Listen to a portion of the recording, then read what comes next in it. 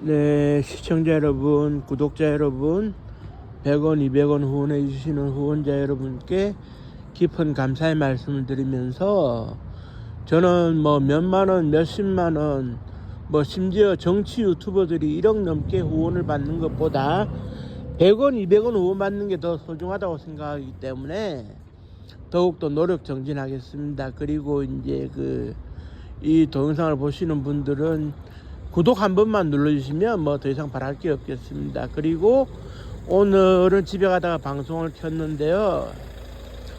지난번에 방송을 한번 했던 걸로 기억이 나는데, 대한민국 구원에 있어가지고 가장 미스테리 사건으로 남아있는 것이 1956년도 1월달에 1월 23일이었던가요?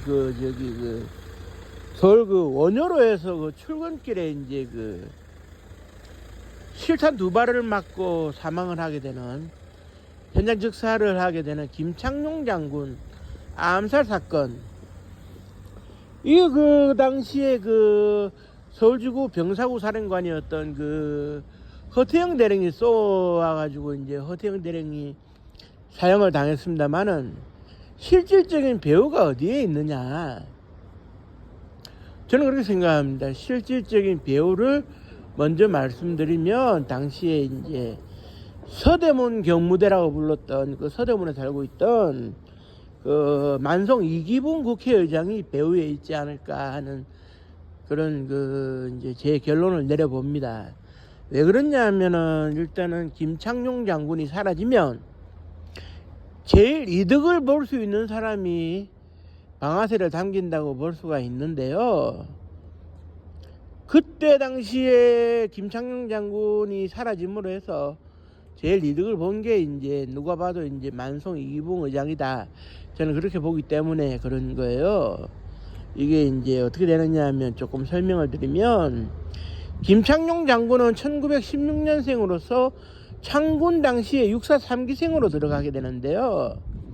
나이가 좀 많은 축에 들어갔어요. 그때 당시 20년대 초반생이 군에 주력으로 있던 시절에 나이가 주력에 비해서는 6, 7살, 대여섯 살 많았는데, 이 사람이 군에서 이제 방첩 활동을 하면서 소위 공산당 신분으로 이제 숨기고 군에 들어온 사람들을 적발해내는 일을 하다가 48년도 10월 달에 여수 순천 반란 사건이 있고 난 다음에 이제 이 사람이 이제 특채가 돼가지고 이제 방첩대 수사관으로서 이제 대위 계급을 달고 수권 수사를 지도로 했어요. 그 위에는 이제 김한일 방첩과장이 있었고, 그 다음에 그 위에 이제 백선엽 정보국장이 있었는데, 이 사람이 활약이 정말 두드러졌죠. 그래서 이제 이승만 대통령의 총애를 받게 되고, 그 총애를 받으니까 요즘은 뭐 절대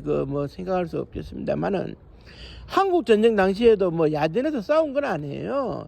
특무부대장으로 있었을 뿐인데, 오늘날로 치면 방첩사령관 정도밖에 안 되는데, 매년 1년 단위로 진급을 하는 거예요. 1년 지나면 중위, 1년 지나면 대위, 1년 지나면 소령, 이런 식으로. 그러다가 이제 50년인가 51년인가 드디어 장군이 됐어요. 이승만 대통령의 배려로 장군이 됐는데, 그래서 특무부대장으로 있으면서 소위 안하무인이었죠. 중장 대장들을 우습게 봤으니까, 야 임마, 내가 털어가지고 먼저 한 날 장군 누가 있겠냐고. 그런데 이제 이 사람에게 아문이 들이오는 것이 1955년도 겨울이었어요. 그러니까 그때 당시 상황이 어떻게 됐느냐 하면, 초대 대통령에 한해서는 계속 출마를 할 수 있다라는 식으로 소위 4.4 5.입 개헌안이 이제 국회에서 어거지로 이제 통과가 된 상황이었고, 56년도에 3대 정부 통일선거를 앞두고 있었는데, 그때 청와대 모임에서 이제 경무대라고 불렀죠. 경무대 모임에서 어떤 얘기가 있었냐면, 이승만 대통령이 정치인의 한 사람으로서 정치적인 발언을 했어요. 만성 이기붕이 부통령 후보로 나선다면 내 후계자가 되는 건데, 건강도 안 좋은 이기붕이가 나오면 되겠느냐 이런 식의 뉘앙스를 풍겨요. 그래 이제 참석했던 사람들은 정치적인 제스처를 취하는 이승만 대통령의 얘기에 그냥 적당히 고개를 끄덕거렸는데, 이때 같이 차를 마시고 있던 김창룡 장군은 고지고대로 받아들인 거예요.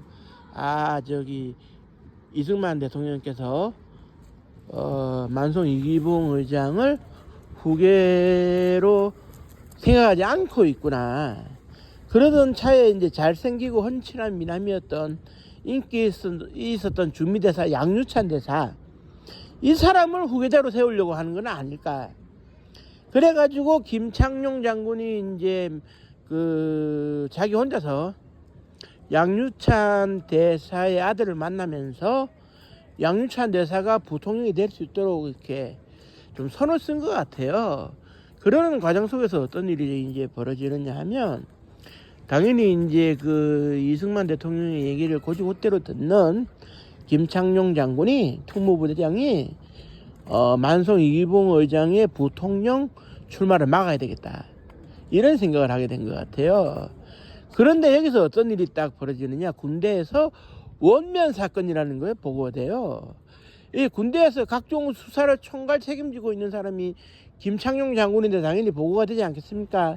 그래서 확인을 해봤더니 원면, 즉 다시 말해가지고 이제 전군에 한 70만 정도 되는 군인들의 저희 필수품이라고 할 수 있는, 보급품이라고 할 수 있는 속옷, 뭐 팬티, 런닝, 양말, 그 다음에 이제 내복, 이런 거를 이제 관련해 가지고 이제 납품하는 데 있어 가지고 빼돌려 가지고 자유당에서 정치 자금으로 좀 착복을 했다는 그런 얘기가 이제 있었는데, 그렇게 되니까 이제 정치권에서는 군인들의 속옷을 빼먹어 가지고, 군인들에게 속옷을 줄 걸 안 주고 빼먹어 가지고 이제 정치 자금으로 배를 채우려고 하는 것이 아니냐는 질타가 있었고, 이렇게 되자 이제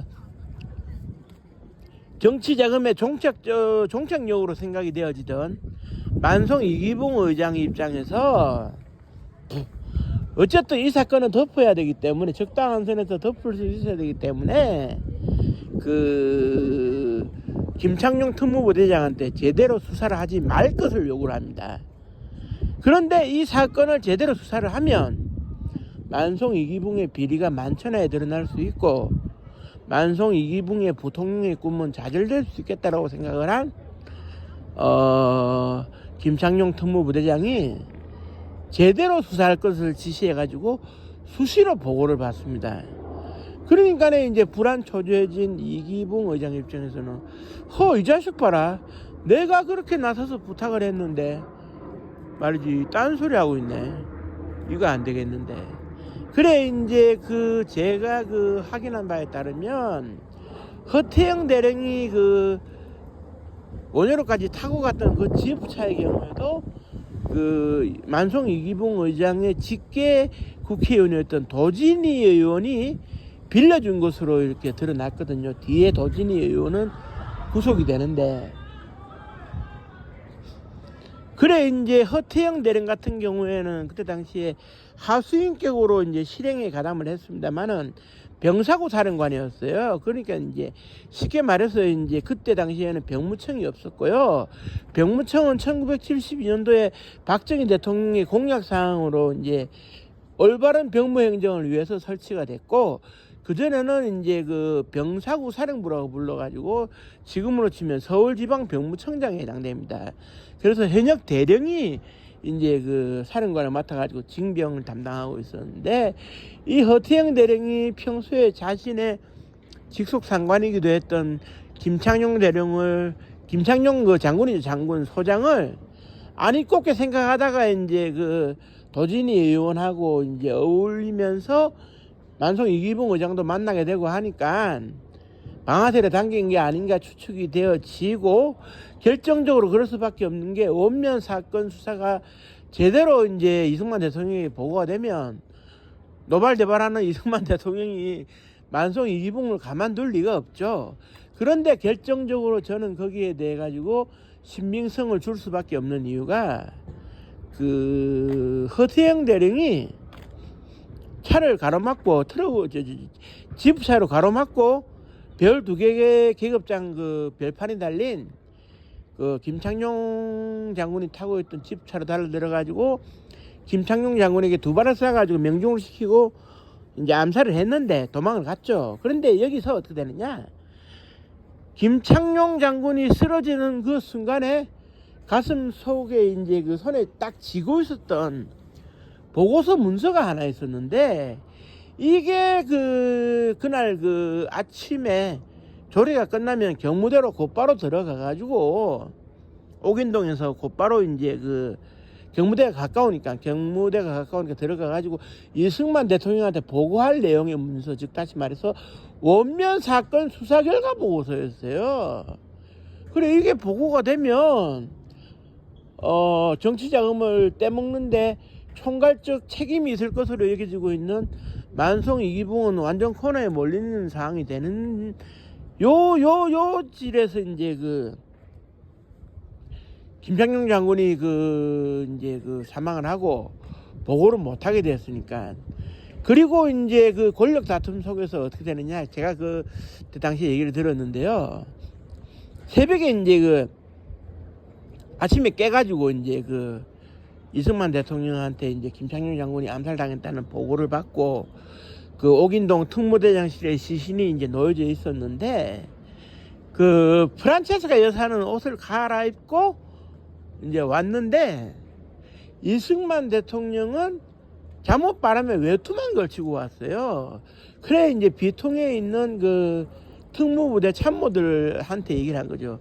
김 장군은 나를 대신해서 죽었다. 내한테 겨눠진 총을 김 장군이 대신 맞은 거다. 이렇게 위로를 해준 적이 있어요. 그리고 국군장 1호로서 이렇게 치러지게 되는데, 그 이후에 허태영 대령이 뭐 이렇게 이제 부인하고 이제 뭐 상의를 했는지, 좀 부인이 이제 군 교도소에 들락날락거리고 하는 과정을 통해 가지고 뭐 몇 가지 그런 진술을 하게 되고, 몇 가지 그런 진술을 하게 되면서 이제 어떻게 되느냐, 강문봉 2군 사령관을 비롯해 가지고 군수국장 공국진 준장을 비롯해 가지고 그때 군법회의에 별이 27개가 이제 집합을 해가지고 재판을 받았어요. 물론 이제 그때 당시에 재판장이었던 백선엽 1군 사령관이 허태영 대령에게 사형을 선고를 하고 집행을 하도록 하면서도 강문봉 중장 이외의 나머지 사람들은 사형만은 면하게 이제 판결을 했고, 이 사람들의 명예는 1961년 5.16 군사 쿠데타 이후에